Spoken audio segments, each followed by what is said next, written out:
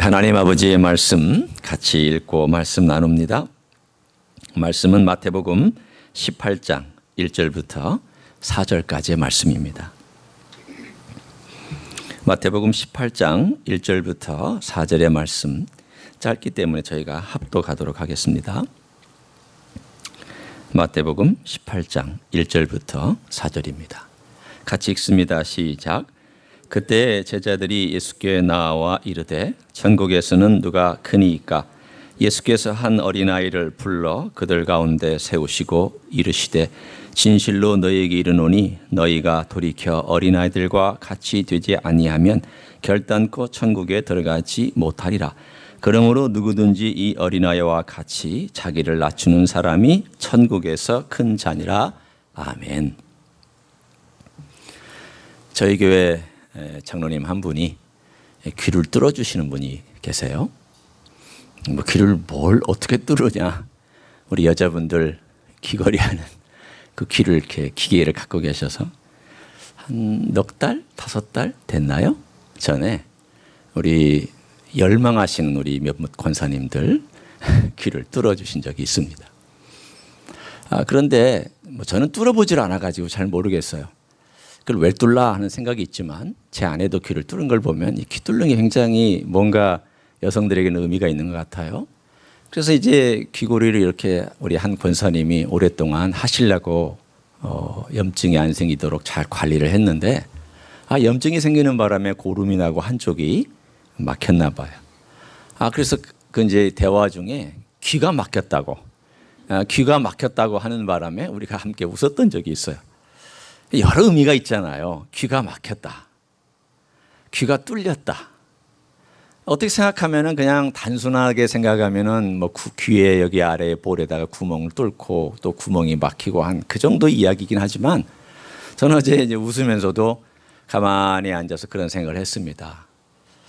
이 귀가 뚫린다는 게 얼마나 소중한 것일까.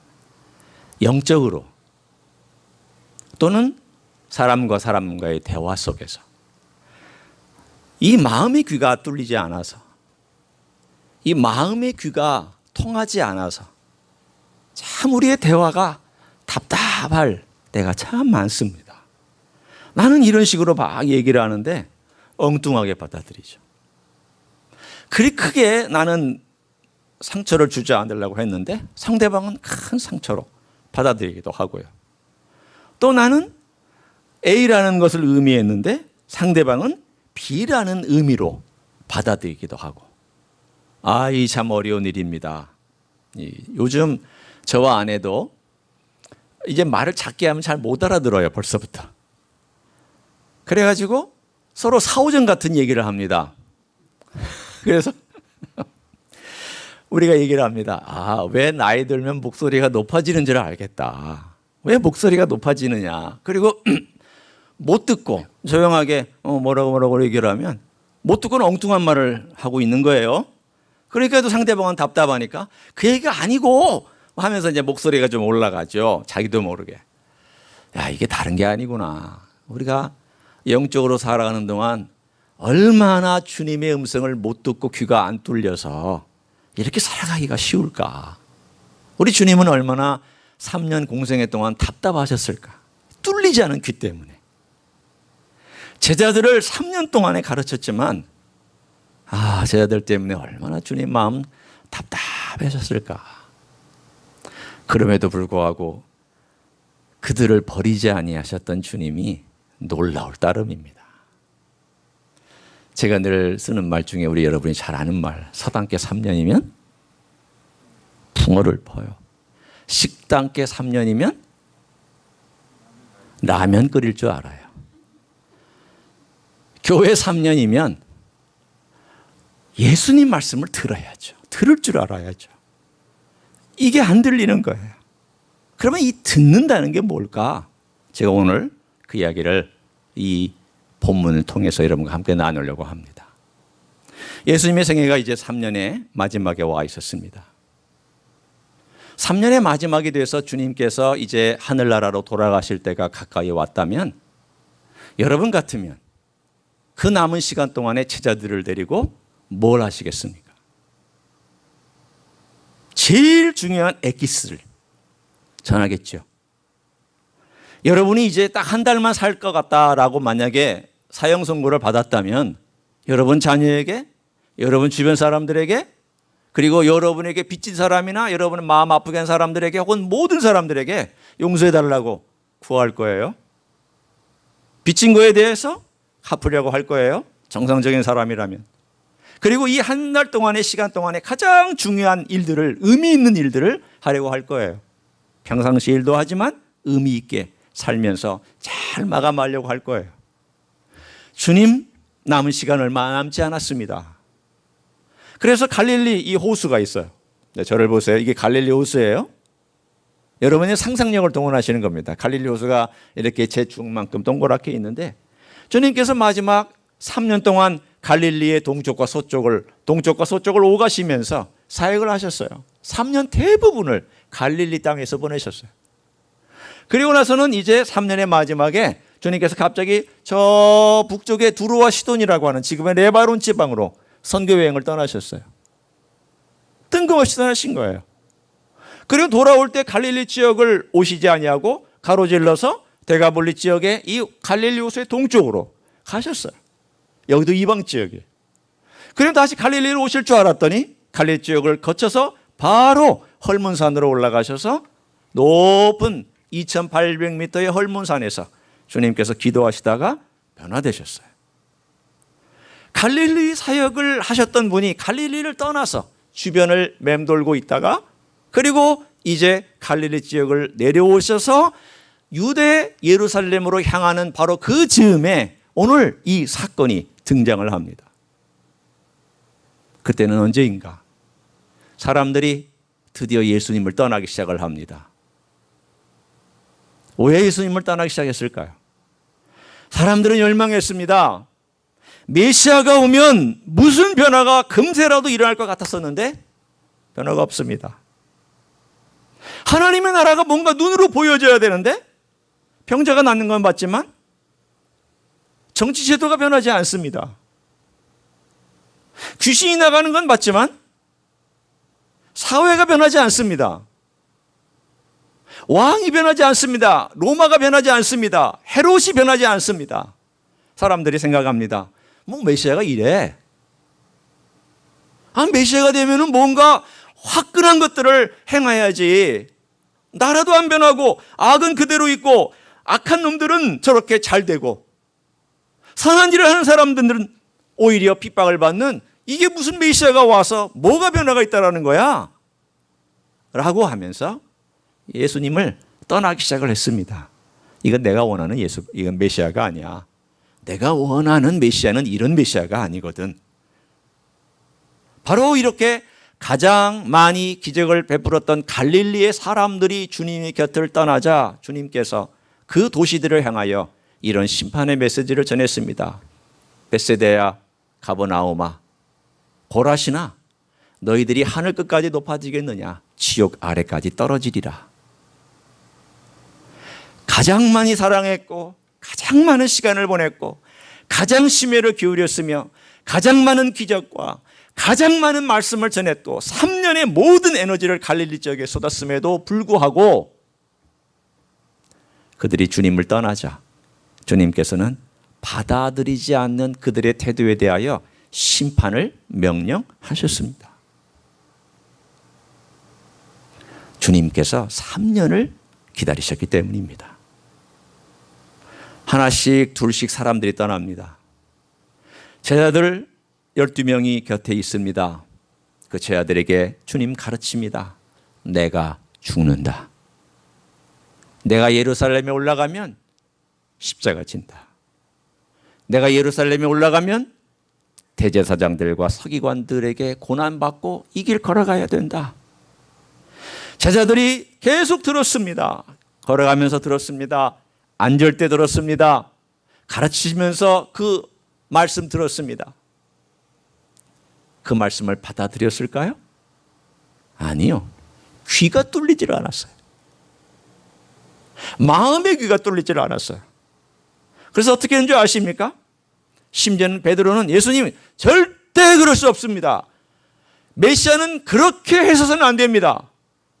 메시아를 가르칩니다.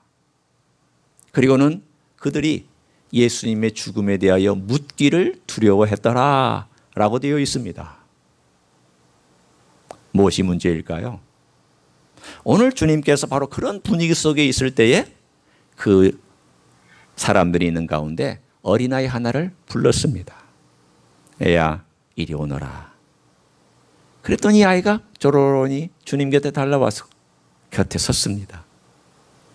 어른들은 떠나는데 어린아이가 주님 곁에 부르자마자 왔습니다. 어린아이가 주님 곁에 오자 주님은 그 아이를 아마도 이렇게 껴안고 축복의 기도를 먼저 해주실 수도 있었겠고요. 그 아이를 가까이 품에 두고 드디어 놀라운 가르침을 주셨습니다. 그 놀라운 가르침이 어떤 분위기 속에서 제 아들이 무슨 질문을 했기 때문에 주신 것일까? 오늘 여러분이 이미 읽었으니까 아시겠지만 주님, 이제 예루살렘에 올라가면 하나님 나라가 쫙 하고 펼쳐질 텐데 그들은 정말 하나님의 나라가 뭔지를 모르고 하는 이야기죠. 하나님의 나라가 금세 올 것만 보고 싶은 것만 보고 자기들이 기대했던 것만 그림을 그리고 주님이 죽어야 된다라고 하는 것은 다 지워버리고 망각 속에 넣어버리고 영광스러운 것들만 생각하면서 주님이 왕이 되시고 주님이 메시아가 되셔서 놀라운 나라를 이 땅에 가져오면 누가 제일 큰 위치에 제일 높은 자리에 앉겠습니까? 라고 자기들끼리 싸웠습니다. 아마도 그들 가운데는 누군가 하나가 경쟁심을 촉발했는지도 모릅니다. 베드로와 요한과 야고보가 변화산상에 높이 올라갔다가 내려왔으니까 아마 세 사람 중에 한 사람이 이런 말을 했을지도 모르죠. 야, 우리가 너무 엄청난 것을 봤는데 주님께서 그 엄청난 사건을 어떤 사건이 일어날 때까지는 함구하라고 그러셨다. 봐라, 우리가 얼마나 주님 신임을 받는 제자들이냐. 그러니 우리가 얼마나 주님의 인정을 받는 제자들이냐. 그러니까 질투가 났죠, 다른 제자들이. 아니, 니들이 뭐라고 우리하고 똑같이 시간 보내고 똑같이 고생하고 똑같이 전도 나가고 똑같이 일하고 똑같이 애쓰고 똑같이 수고했는데 너희들이 높은 자리에 올라가고 너희들이 좌우에 앉고 너희들이 이렇게 되면은 우리는 뭐냐라고 하면서 자기들끼리 경쟁이 붙었습니다. 누가 높으냐? 누가 더 땀을 많이 흘렸느냐? 누가 더 높은 위치에 앉느냐? 누가 더 많은 공로를 인정받느냐? 누가 더 위대하다고 칭찬을 받겠느냐? 그때 주님께서 이 어린아이를 품에 안으시고 한 메시지가 우리를 대단히 놀라게 합니다.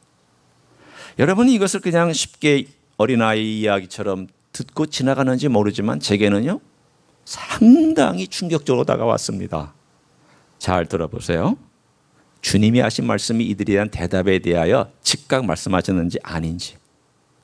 진실로 너희에게 이르노니 너희가 돌이켜 어린아이들과 같이 되지 아니하면 결단코 천국에 들어가지 못하리라. 이들의 질문은 뭐였죠? 누가 천국에서 높습니까? 누가 천국에서 높은 자리 차지합니까? 이 질문이었는데 주님의 대답은 높은 자리 낮은 자리하고는 차치하고 들어가는 것부터 걱정해라. 그 얘기예요. 너는 지금 당연히 내가 천국에 들어가서 높은 자리 낮은 자리 이것을 따지고 있는데 너희들 천국에 들어가는 것 자체를 한번 체크해봐라. 의심해봐라. 네가 과연 들어갈 수 있는 자격이 있는지 한번 생각해봐라. 놀라운 말 아니에요? 12명에게? 그 문장의 핵심이 어디에 있을까요?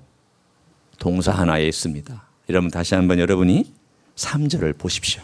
성경을 보시면서 제가 밑줄을 그어야 될 그 내용을 읽어드립니다. 이르시되 진실로 너희에게 이르노니 너희가 어떻게 해요?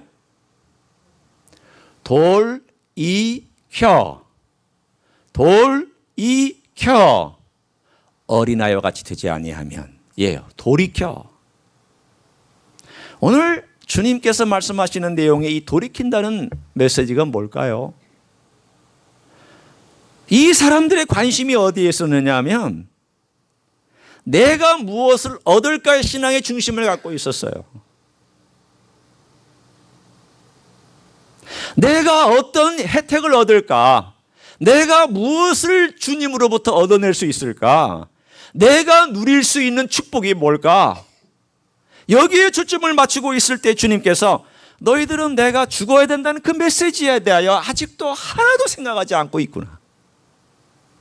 너희들은 여기에 대해서 의미를 하나도 부여하지 아니하고 늘 얻을 거, 먹을 거, 취할 거, 누릴 거, 가질 거 이런 것들만 너희는 집중하고 있구나. 너 이거 돌이키지 아니하면 너 천국에 들어가는 자격이 없는 것이다. 제가 바꿔 얘기할까요?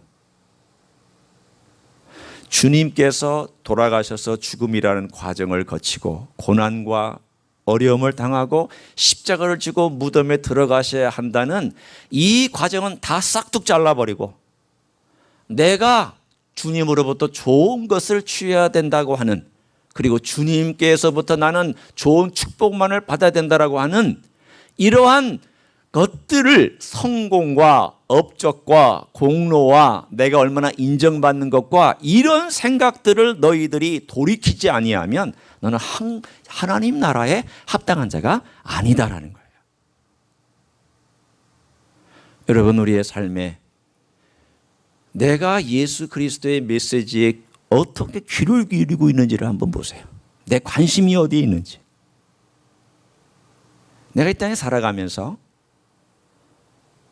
정말 주님으로부터 뭔가를 얻어내는 데 내 신앙에 관심이 있다면 그 신앙은 진짜 신앙이 아닐 수 있습니다.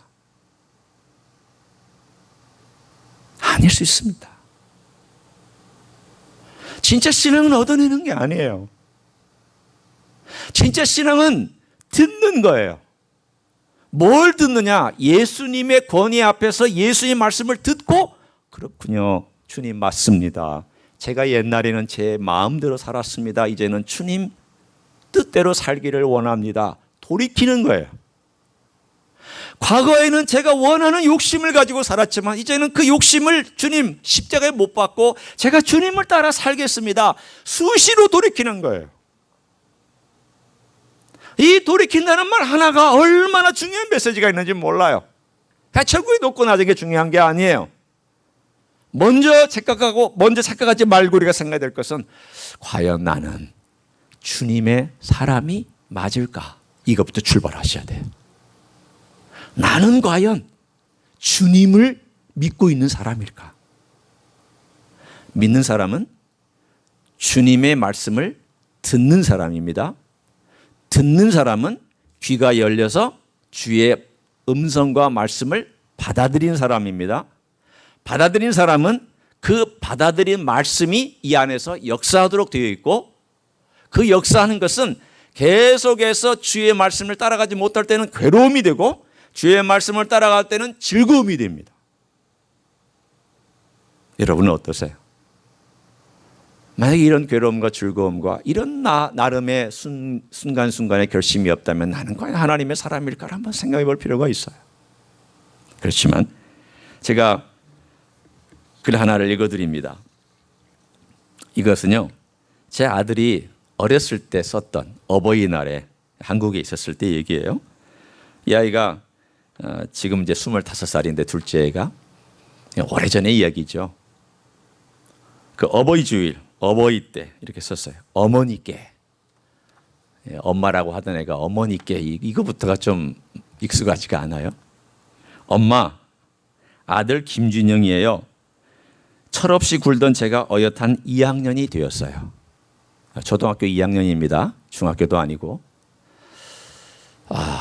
참 1학년 동안 철이 없다는 것을 알고 있는 걸 보니까 철이 들은 건지 아니면 남들이 철이 없다고 그러니까 철이 없다는 것을 스스로 말하는 건지는 모르겠어요.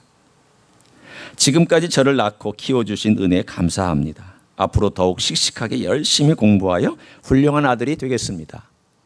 약속시켰어요. 우리가 볼 때도 제법 훌륭한 아들이 됐어요. 산호세 가서 졸업해가지고 공부 잘했고 직장 다니고 있으니까. 그리고 이렇게 썼어요. 엄마 사랑해요. 이제 말 잘 들을게요. 엄마 빠잉 하트 그리고 이렇게 했어요. 저는 이 글 중에 이 말이 오늘 이 메시지하고 연결된다고 생각해서 저는 웃으면서 이 글을 다시 한번 읽었어요. 이제 말 잘 들을게요. 이 아이가 2학년이 되어서 말 잘 들었을까요? 그건 아니죠. 그러면 3학년이 됐으면 말 잘 들었을까요? 들었을 때도 있고 안 들었을 수도 있어요. 5학년이 되면 말 잘 들었을까요? 아니요, 잘 안 들었죠. 고집 피우고 싶은 거 다 고집 피웠어요. 혼날 거 다 혼났어요. 저한테 매도 맞고요. 그러면 이제 2학년이 되어서 한 9살, 8살, 9살이 돼서 엄마 말 잘 들을게요. 이런 말을 했을 때 우리는 이 말을 듣고 웃기지 마. 그렇게 했을까요? 너 웃기지 마. 네가 말 잘 듣는다고? 거짓말하지 마. 너 앞으로 거짓말 잘할 거야. 이런 부모 있어요? 그런 부모 있으세요? 없으세요? 그렇게 안 하잖아요. 초등학교 2학년짜리가 이런 말을 했으면 우리는 어떻게 받아들여요? 그래. 너 참 결심이 이쁘다. 잘했다. 너 옛날보다 컸구나. 키도 크고 마음도 컸구나. 이쁘다. 이렇게 하지. 엄마 아빠가 에이 너 거짓말하지 마. 너 이렇게 공수표 띄우지 마. 이런 부모 없어요. 제가 이거 카피한 거예요. 얼마나 컬러풀하고 이뻐요. 얼마나 제가 이걸 갖고 있어요. 너 옛날에 이랬단다. 보여주려고. 여러분 우리의 모습이요. 이와 비슷해요. 내가 부모님을 사랑하면 부모님 말을 듣고 싶어 해요. 비록 내가 부모님에게 반항하기도 하고 내 고집 때문에 때를 쓰기도 하지만 사랑하기 때문에 잘못된 걸 알고 매를 맞아도 잘못된 걸 고백하고 그리고 내가 가야 될 길로 가요. 원하는 주님이 원하시는 길로 가려고 애를 써요. 우리가 주님을 사랑한다는 게 뭘까요? 주님의 말씀을 받고 그대로 살지 못하면 마음이 아픈 거예요. 그게 진짜 그리스도의 사랑이에요. 내가 하나님 나라에 밖에 있느냐 안에 있느냐, 내가 하나님 나라에 이미 문을 통과해서 들어와 있느냐 아니면 여전히 바깥에 서성거리고 있느냐, 뭐가 결정하는 줄 아세요? 하나님 말씀에 대한 수용성이에요. 내가 얼마나 리셉티브하냐, 내가 얼마나 하나님 말씀을 듣고 그 말씀을 해보려고 하느냐. 내가 정말 주님을 사랑하기 때문에 따라가고 싶은데 안 될 때 괴롭고 안 될 때 그것 때문에 안타까워하고 그것 때문에 주님의 십자가를 생각하고 용서를 구하고 그리고 또한 될 때는 살아보려고 애쓰고 결심하고 더 말 잘 들을게요. 주의 말씀 좀 따라서 살아보려고 애쓸게요. 제가 주님을 좀 어떻게 하든지 좀 닮아가려고 애쓸게요. 이런 마음에 있는 이 일이 있는 사람은 진짜예요. 이거 없는 사람은 가짜예요. 괴로움을 일어내도 예수님 말씀 들어도 괴로움이 없는 사람 가짜예요. 예수님 말씀을 들어도 그걸 수용하고 따라가려고 애쓰는 사람, 애씀이 없는 사람 가짜예요. 진짜는 사랑을 경험했기 때문에 그 사랑 때문이라도 따라가고 싶어하고 애쓰고 싶어하고 말 듣고 싶어하고 그 말씀에 자기 자신을 드리고 싶어해요. 오늘 주님은 그 질문부터 물어보는 거예요. 12명이 있는데 자 들어라. 이 어린아이처럼 나를 너희가 돌이켜서 네 생각을 버리고 내 생각을 받아들이고 따라갈 마음이 있는 자는 진짜 하나님 나라에 들어오는 자요. 네 생각을 고집하고 끝까지 그 길로 가는 자는 하나님 나라에 못 들어온다. 이 12명 중에 몇 명이 들어왔고 몇 명이 못 들어왔어요? 11명이 들어오고 1명 못 들어왔잖아요. 가룟 유다는 자기 생각을 안 버렸어요. 끝끝내 자기 생각을 안 버렸어요. 11 제자는 책망을 받고 꾸지람을 받으면서 자기 것들을 하나씩 버려가기 시작했어요. 하지거리지만 처음에는 초등학교 2학년짜리였어요. 그러다가 초등학교 4학년짜리가 돼요. 그러다가 초등학교 6학년이 되고 그러다가 어른이 되는 이 과정을 차례로 겪어가면서 귀가 열리고 마음이 열리고 주님을 닮아가면서 결국은 주님을 위해서 자기 목숨을 내놓은 사람들까지 되었어요. 가룟 유다는 가다가 내 생각하고 달라. 내가 원하는 메시아가 아니야. 내 생각과 틀린 이 주님을 내가 따라가야 돼 말아야 돼. 제가 생각할 때 가롯 유다가 주님을 결정적으로 배반하기 시작한 이 초점이 이 시점이 아니었을까라고 저는 생각합니다. 언제요? 내가 죽어야 된다라고 말씀하시는 그 시점부터 가롯 유다는 주님을 이분 아니다. 나는 이분을 따라갈 수 없다.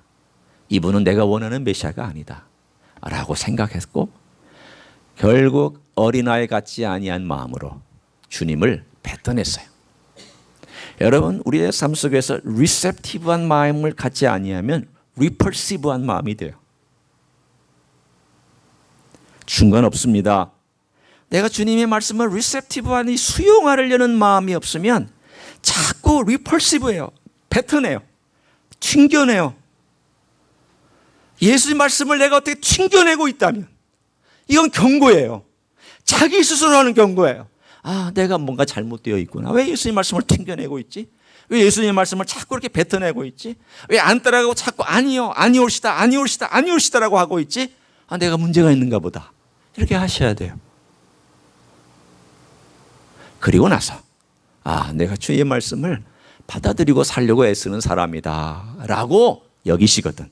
두 번째, 이제 주님의 대답에 대하여 생각해 보셔야 돼요. 자, 한번 봅니다. 4절을 한번 보세요. 그러므로 누구든지 어린아이와 같이 자기를 낮추는 사람이 천국에서 큰 자니라. 이제 주님께서 정작 제자들이 궁금했던 것에 대해서 대답해 주셨잖아요. 어떻게 대답해 주셨느냐 하면 천국에 처음에는 너희들이 들어가는 문제에 대하여 생각해 봐라. 너희 돌이켜 어린아이 같이 받아들이는 미 없으면 내 가르침, 그 자리에서는 죽음의 가르침이죠. 십자가에 대한 가르침이죠. 주님의 말씀을 곧이곧대로 들으려고 하는 마음이죠. 이걸 너희들이 듣지 아니하면, 받아들이지 아니하면 천국에 들어가고 안 들어가고 결정되는 것이다. 동시에 들어와서 누가 크냐, 누가 높고 낮으냐, 이건 이 어린아이 같이 하면 된다. 무슨 뜻일까요? 똑같은 원리입니다. 내가 천국에서 크려면 내 말을 듣고 그대로 행하는 것이 큰 것이다. 여러분, 천국에서 큰 사람은요, 위대한 일을 한 사람이 아니에요. 천국에서 큰 사람은 예언 기도한 사람이 아니에요. 천국에서 큰 사람은 병을 낫게 한 사람이 아니에요. 그는 은사예요. 은사는 주님께서 교회를 섬기라고 주신 것에 불과해요. 누가 큰 자인가? 어린아이 같이 예수님의 권위 앞에 순종할 줄 알고 그분의 가르침을 그대로 곧이곧대로 받아들여서 네, 그렇군요. 주님 맞습니다. 주의 말씀이 그대로 옳습니다. 제가 그대로 따라가겠습니다. 라고 순종하는 사람이 큰 사람이에요. 주님은 세상의 조건과 세상의 방법을 확 바꿔주셨어요. 세상은 어린아이 같이 받아들인 사람을 낮게 평가해요. 그렇죠? 배우는 연약한 어린아이니까. 그러나 주님은 배우기를 원하는, 그래서 주님의 음성에 귀를 기울인 사람을 위대한 사람이라고 얘기를 해요. 주님의 예를 하나 더 들어드릴까요? 주님께서 행하신 일들에 대해서. 주님께서 마지막 어느 날 며칠 안 남아서 이제 십자가를 지셔야 되는데 베다니에 있는 마리아와 마르다의 집에서 식사를 하고 계셨어요. 식사하고 계실 때에 이 마리아는 그 전이나 또 그 후나 여러 번 방문할 때마다 늘 예수님의 발 앞에서 예수님의 음성에 귀를 기울이고 열린 마음을 가지고 주의 음성을 흡수하고 있었어요. 그 전에 주님께서 칭찬해 주셨죠. 마르다가 불평할 때에 마르다야, 마리아는 좋은 것을 선택했으니 빼앗기지 않을 것이다. 너도 너무 많은 일 때문에 마음 빼앗기지 말고 한두 가지만 하고 내 앞에 와서 말을 들어라. 들어라. 그래서 시간이 지나서 주님께서 다시 그 마르다와 마리아의 집에서 마지막 잡히시기 전에 식사를 하셨더니 그 가르침을 가만히 듣고 있었던 이 마리아가 갑자기 마음에 너무 감동이 돼서 쪼르르니 달려가더니 자기의 보물 창고에서 옷값 하나를 가지고 왔어요. 이 옷값 하나는 얼마나 귀한 건지 부자였던 그 부모님이 그 딸을 위해서 시집갈 때 네가 결혼할 때 이거 깨트려 써라. 네 신랑을 위해서 써라.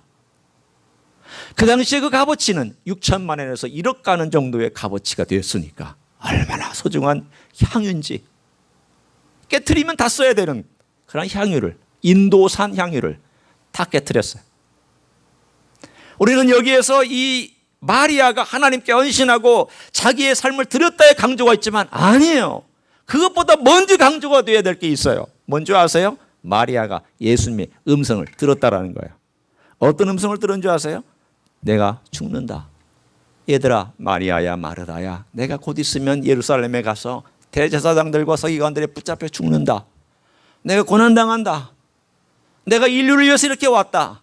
내가 이게 죽어야 되고 이게 하나님의 뜻이다. 이 가르침을 가르치고 있을 때 이것에 대하여 반응을 보인 사람은 마리아밖에 없어요.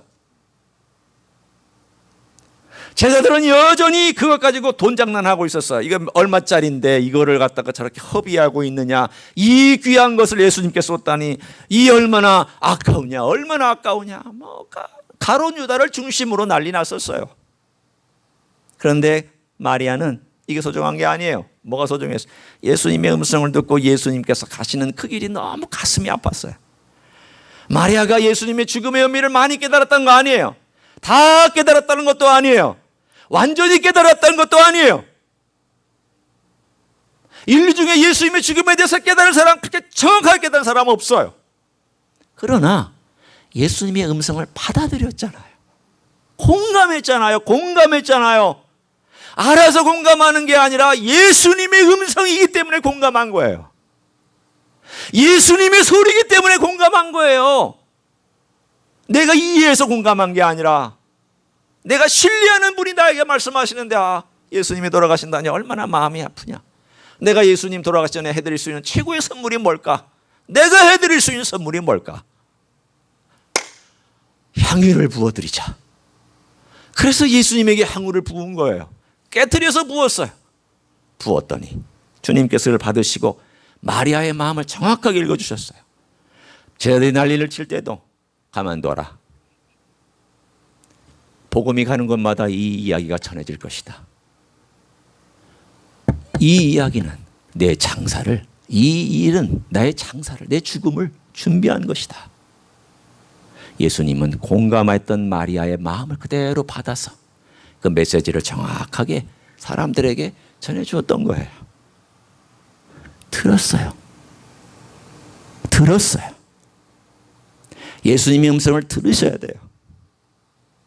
그걸 가슴으로 느끼셔야 돼요. 그렇지 않으면 계속 들었다 나가고 백날 들어왔다 나가도 아무 변화가 없는 거예요. 백날 들어왔다 나가도 신앙생활 하는 것 같지만 신앙이 아니에요. 종교생활이에요. 진짜 신앙은 삶을 뒤집게 되어 있어요. 가치관을 뒤집게 되어 있어요. 내가 주님 뜻대로 살지 못하는 것이 괴로워요. 그래서 십자가를 찾게 되어 있어요. 주님의 은혜를 찾게 되어 있고, 그리고 주님 앞에 와서 겸손히 나를 도와달라고 하고 주의 음성을 들으려고 해요. 여러분, 내가 뭘 바치냐 안 바치느냐 이거이 중요한 게 아니잖아요. 사랑하면 듣고 바칠 줄도 알고 드릴 줄도 알고 섬길 줄도 알고 선교 나갈 줄도 알고 봉사할 줄도 알고 가난한 사람 돌아볼 줄도 알아요. 사랑이 없으면 이거 다 헛거예요. 내가 선교 나가는 것도 헛거고요. 내가 위대한 일을 하고 사람들이 인정해 주는 많은 일을 하는 것도 다 헛거예요. 들어야 됩니다. 들어야 돼요. 주님 그렇군요. 제가 듣기를 원하고 제가 주님을 따라가기를 원해요.